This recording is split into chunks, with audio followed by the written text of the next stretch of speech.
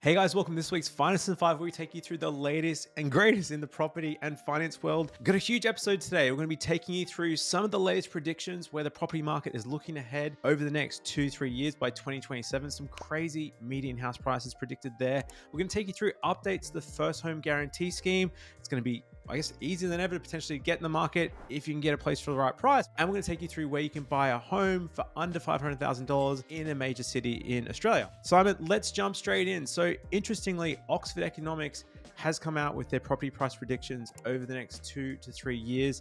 And they're saying median house prices in Sydney by 2027 will hit $1.9 million. Pretty insane. Interestingly, Perth is predicted to lead the upturn here. So they're saying house prices are set to climb by 30% by the end of financial year 2027, and units are expected to charge ahead just the same. But I guess looking at our area in focus today, Brisbane. So they're saying Brisbane's median house price is going to hit $1.21 million by 2027 with a 19% house growth, which brings us to, our first section, undervalued Brisbane suburbs, because it can feel really hard out there, especially with some of these government guarantee schemes and some of the stamp duty concessions. You have to buy a home for under $700,000.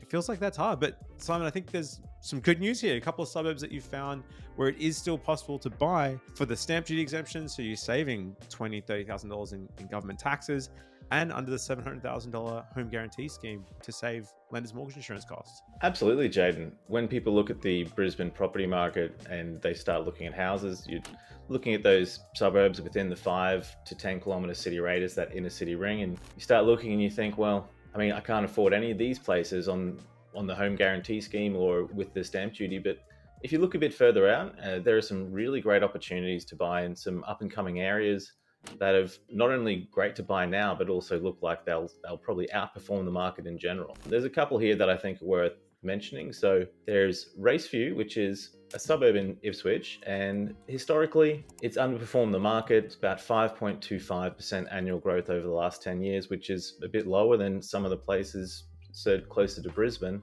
but you can still buy a 3-bedroom home for under $500,000 there. So it's a great place to buy. And even if you want to rent vest, if you want to buy where you can afford to buy and rent where you want to live, Raceview also has really strong rental returns as well. So definitely worth a look there. Yeah, and from some of the indicators there, just showing, a healthier market and a market that's potentially on the way up. We are seeing reports of multiple offers and some busy open homes, because it's the price point thing. It's just, you're not getting a home for under $500,000-$600,000 closer to the Brisbane CBD. That's possible in Raceview, and also with the next location there, Simon, in Brassall. So that's more Ipswich, so it's closer to Ipswich, about 30 k's from the Brisbane CBD. But I guess the potential, especially with the Olympics, with some of the projects happening out towards Ipswich, they're almost making Ipswich the equivalent of Parramatta in Sydney. So Ipswich is set to become the second sort of CBD. There's fast rail and a couple of other developments happening. And the crazy thing in Brassall, I guess to your point, Simon, try and think of these homes. It doesn't necessarily need to be a forever home, but as a first home that may become an investment property in the future, the vacancy rate, so the amount of properties that aren't rented, they're just sitting on the market, are incredibly low. So it's less than 1%. So it's showing really strong rental demand. Maybe for the future, when you might buy this home, live in it for 4 or 5 years and turn it to investment, a huge opportunity there.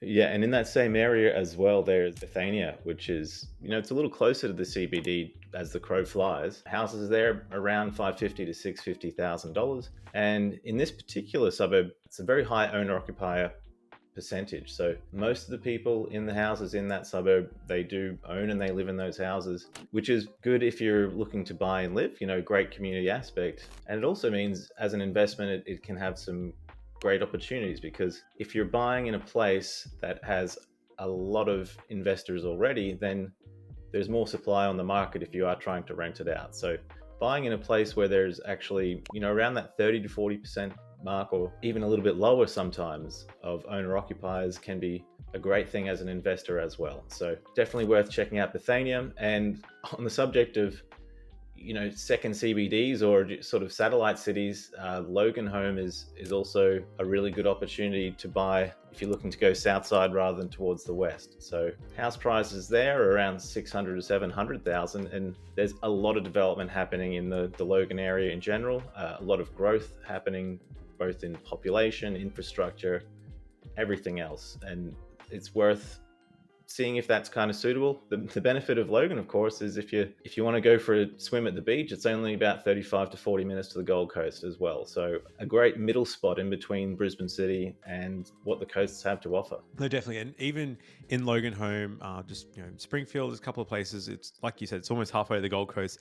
There is quite a good commercial hub there as well. So for jobs and employment, there's sort of Yatla, which is a pretty big industrial sort of staging area. There's lots of sort of work and activities happening there. So there's definitely some big drivers there. And these suburbs, they're always kind of the next one along, where you sort of see, it's adjacent to some of those more established suburbs. In the case of Loganholme, it's kind of near, well, I guess you're probably going from further north, Loganlea, Slacks Creek, Springwood, sort of further up the highway, but it's the next one along. You're still getting it at least for a much more affordable price there. I guess one of the drivers here, Simon, has been a bit of an underperformance relative to Brisbane's 50-year average. So how did you kind of get to these suburbs? Did you just pick them for a price point, or how did you kind of get to them? So one of the things you can do when you're looking at these suburbs is, on average, across like a city, for example, suburbs that have performed worse than the market over, say, the past 10, 20 years or whatever period you pick,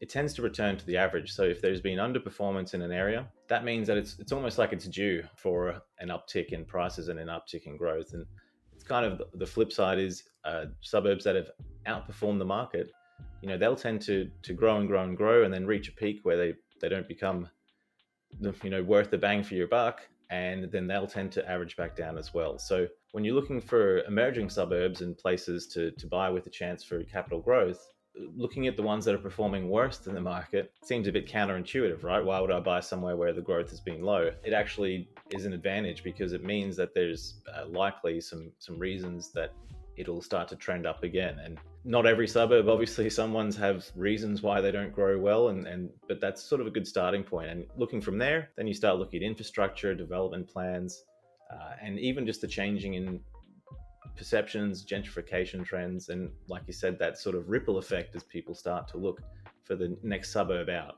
as well.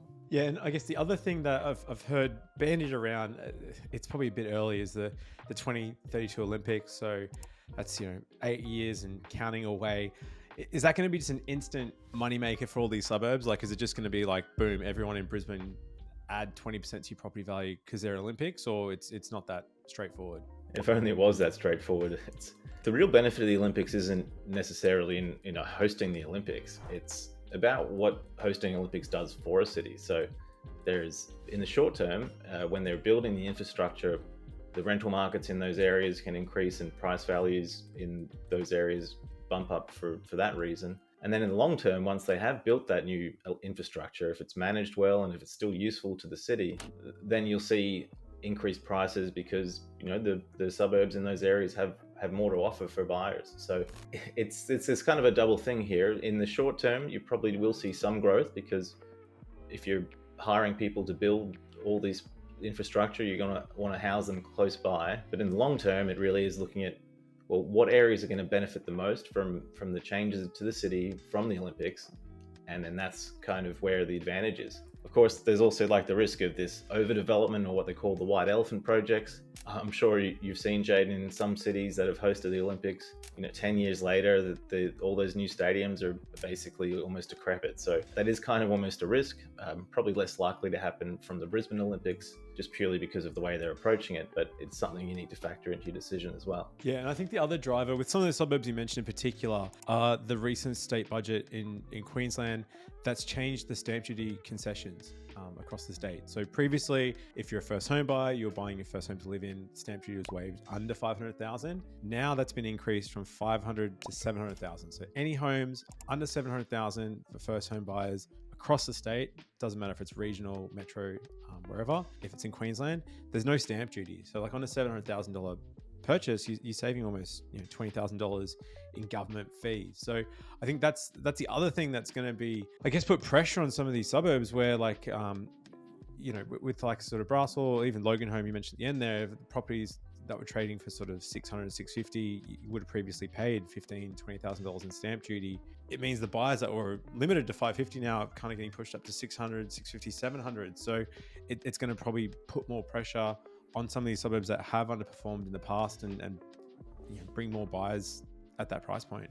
Yeah, and I certainly think we're going to probably see this kind of, they call these like two-step markets or two stages. So any properties that are in that sort of budget-friendly 500 to 700,000 zone, I think you would see much more growth in those than in, say, the 900,000 to $1 million, or anything that's sort of outside of the opportunities for most first home buyers. They'll probably have slower growth. So it's definitely worth checking out those suburbs where the median home value is sort of below that 700,000, not only to buy in, but also for the sake of future equity growth once you do buy a place. No, all good point. And just a quick update as well before we finish off this section on the first home guarantee scheme. So that's just been expanded as well. So we're going to do a whole separate video on that. But from the 1st of July, the first home guarantee scheme, so that's where the government acts as your guarantor, meaning you don't pay lender's mortgage insurance, so it saves you $20,000, $30,000 in fees. But the big change to this is that basically New Zealand citizens, so they're holding the special category 444 visa, but so for all intents and purposes, the frustrating thing, if you're a New Zealand citizen moving to Australia, you're effectively a permanent resident. But under this home guarantee scheme, you weren't eligible. Except that's all changed now. So pretty much to be eligible for this scheme, you need to be an Australian citizen, a permanent resident, or New Zealand citizen. And then you need to be eligible for the home guarantee scheme. You need a 5% deposit. It's pretty amazing. The government doesn't take any ownership of your property like the equity schemes. You own the home. You keep all the profits at the end when you sell it, and you can renovate and do whatever you want. So it's pretty awesome. But like I said, we'll do a whole separate video on that to cover that in a bit more detail. So I'm moving on to the next section, more on the broader market trends now. So still pretty crazy with CoreLogic's pain and gain report. Like 94.3% of resales made a profit. So it's the highest amount of people making profit since July 2010. So, and the median gain was $265,000 versus the median loss of $40,000. So a lot of people seem to be making a lot of money from property at the moment. Yeah, and sort of expanding out even further, like in terms of, say, the total market. Total gains are 28.5 billion versus total losses of 278 million. So, 10% compared of losses compared to what the gains were made. It's a picture of a pretty robust market, which it's great for existing homeowners, but as a first home buyer, it can be challenging. I guess the takeaway here is that in markets like this, if you do get in and you buy a place, you're likely to see some equity gains and sometimes very quickly. Some people are 6 months down the track after buying a place are seeing some massive bump ups in their property values. And that's really great, especially if you are buying a place as a stepping stone to your forever home. Yeah, and I think it sort of harps back to, like, it can feel like when you're looking at the market or if you're getting in, it is expensive. Like, there's no doubt about that. The amount of income required to service a loan is really high at the moment. It is challenging, but trying to zoom out, looking at that Oxford Economics report where the property prices, if you take 2 or 10 year view, appear to be, just because of the nature of the market, with supply shortages, with population that's going to be increasing, that the prices will likely continue to rise. No one's got a crystal ball, obviously, but looking at historic performance and what's happened in the past, these are all indicators and precursors to sort of continuing this market and sort of potentially increasing your equity, like you said there, Simon. I guess the crazy thing, the thing that we haven't really seen historically, is just some of these short-term resales. Previously when we've looked at this, the median time you had to hold the property was 7 or 8 years to make a profit. Looking at this latest data, like it's not quite the case, Simon. In some cases, yeah, even just within 2 years, which is kind of a blip on the radar in terms of the property market. Some of these properties are gaining a median of $82,000 of equities of value. So this short-term selling is possibly recently being driven by these cost of living issues and potentially the cost of owning a mortgage. But even in the case where these people are selling because of these higher mortgage costs, they're still finding that they're not losing out on the property that they bought. So one of the big concerns that we always have when we're looking to buy a property is, am I buying at the peak? Am I going to be buying when the market tops out, then the house values crash, and then I'm here and I'm paying a mortgage I can't really afford so much, and the property's not worth what I paid for it. And that's kind of this sort of catastrophe that people think about when you're buying a house. we can never say, as you said, there's no crystal balls. You can never promise anything, but it's just the way the market's been lately and the way it looks like it's going. It seems so unlikely. I would be putting that fear and that sort of idea sort of pretty far down the list as to reasons why not to buy. And as you've seen probably, Jayden, in the last few years, the number of people who have held off because they think they want to time the market, and then they come back 6 or 12 months later and they realize that the market's just shot up, and now they're sort of trying to run to catch up to it. Yeah. I caught up with a couple earlier this week. They just got back from London, so they spent a couple of years over there. They moved to London in 2021. So they were saying just before they left, they were sort of deciding if they're going to stay or go, and they got pre-approved to buy a house. They're looking around Morningside, which is sort of inner, I guess, east and south of Brisbane. So at the time, houses there were selling for sort of 700,000-800,000. You could get a home, pretty good buying. They got a pre-approval. They missed out on a place. They're not getting frustrated. Moved to London. Fast forward 3 years later, those same houses are selling for 1.2, 1.3 million. So they've almost doubled in value in that short period, and they haven't looked further out. So I guess to your point, Simon, yeah, like if potentially waiting out in the current market could mean missing out on opportunities, and could mean, they could have built up that equity. They could be, have 500,000-600,000 equity in the bank to move on the next property. So it's worth sort of taking that perspective, and again, looking at some of those forecast and projections, looking forward and saying, well, if you buy a property today in Brisbane, based on these projections, it could be 18-19% higher in the next 2 years. So sort of waiting out can end up costing you more. Obviously, it's not all good news on building equity and wealth, and like there is a bit of a harsh reality, buying a home. So Simon, tell us about this story that you came across, which is pretty surprising. So yeah, I think we always do talk about the benefits of buying a home, and we, it is great. You never want to sort of put that aside, but I think sometimes we also just want to be honest and talk about sometimes the stresses that can come along with it as well. So this was a story about Danielle Anstey, and so she bought her first home in Melbourne, obviously was very excited buying the house, and maybe wasn't financially prepared as much as she could have been. And she had a fairly few big challenges. So a lot of the income she had was going straight to the mortgage, had to rely on family support and side hustles to try and make ends meet. And then interest rates started to rise, and that all kind of leads to a bit of mental strain. And the market we live in and buy in now is very different to the one a generation ago, or when the boomers were buying houses as well. They love to talk about how interest rates were so high when they bought a home, and that was why it was difficult and we should just toughen up. But the reality is it's very different to be buying a home as a millennial or a Gen Z versus a boomer or even a Gen Xer, and I think we should discuss that. Yeah, and I think this story, it's an interesting one to sort of reflect on. And if you're looking at buying a home now, some things to probably consider if there are future interest rate rises. So when you're doing your numbers today, we'll typically look at 0.25%, 0.5% interest rate rise, even 1%. The banks, when they're calculating it, are putting a 3% buffer in there. But it's worth doing the numbers to see, well, at what point am I uncomfortable? At what point is it just not possible? So trying to look up front and sort of looking at that. The latest forecasts, a lot of the banks are saying the rates are likely to come down, but you never know on that. So I think that's important. The other thing is also having protection in place. Like if you do lose your job, there's insurances for redundancies and different things. And it's worth having a look at that, because when you get a mortgage, it's a major life event. You're taking on $500,000, $1 million, $750,000, like a lot of debt, and you want to have protection in place to help cover you from that situation as well.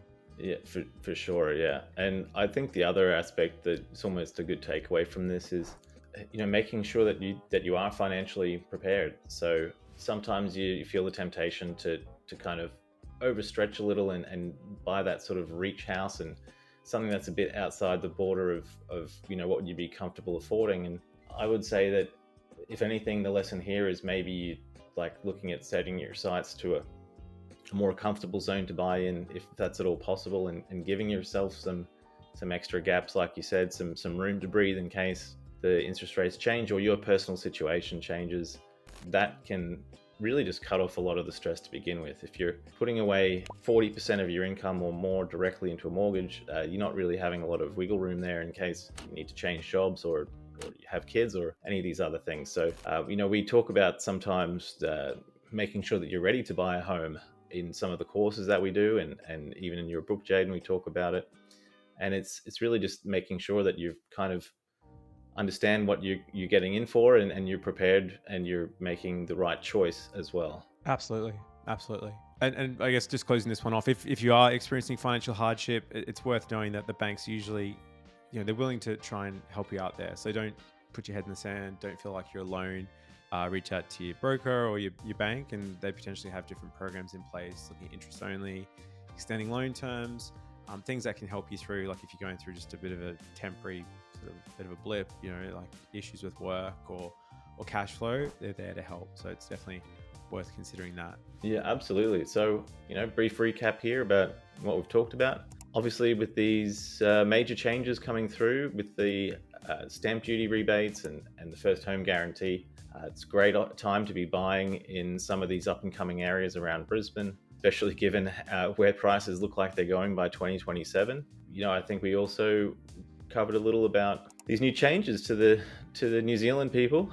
Congratulations, now you can get onto the first home guarantee scheme as well. If you're a Kiwi and you're thinking about buying, it's the great time to be doing it. Some of the market dynamics about where the property market is going in terms of the pain and gain, who's selling for a profit and who's losing out. And then, just finally, as we just talked about, it can be stressful if you are buying a home and you're sort of underprepared and get a few sort of curveballs. And the key thing there is just to make sure that you're prepared and that you get all your ducks in a row and make sure you're covered. Absolutely. So thanks for watching this week, guys. If you have any questions, hit us up at huntergalloway.com.au, or check out our free course. We've got the home blueprint guarantee that we've just launched. If you're thinking about buying in the next few years, it's a completely free resource. It'll step you through step by step how to buy a home, and like Simon said, get you prepared for when it's time. So check out that. The link will be in the description below. And until next time, see you guys.